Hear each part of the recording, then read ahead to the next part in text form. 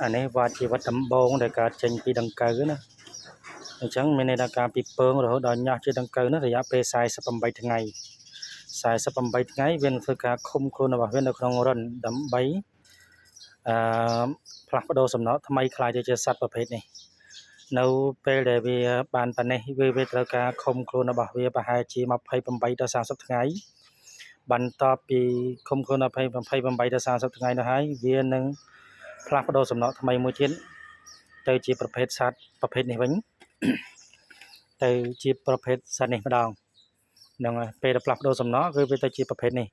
ហើយបន្ទាប់ពីប្រភេទនេះអស់រយៈពេល1សប្តាហ៍វានឹងរឹងដៃរឹងជើងស្លាបក៏រឹងអាចហោះហើរបានវានឹងធ្វើការកាយចេញពីរុនដើម្បីបំលាស់ទីដោយសេរីទៅថាប្រើស្លាបវាទាំងគូនេះទៅតាមទីចំណងចំណុចចិត្តដែលវាចង់ទៅហើយវត្តជីវិតប្រភេទនេះគឺទៅពេលដែលវាបញ្ចប់ជីវិតរបស់វានឹងចាប់ផ្ដើមមានពងកូនខ្លាយទៅជាដង្កូវម្ដងទៀតហើយវានឹង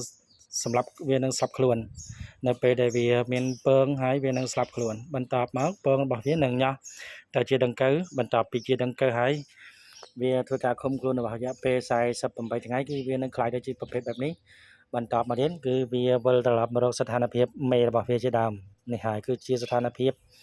និងការវិវត្តរបស់សត្វដង្កូវប្រភេទនេះ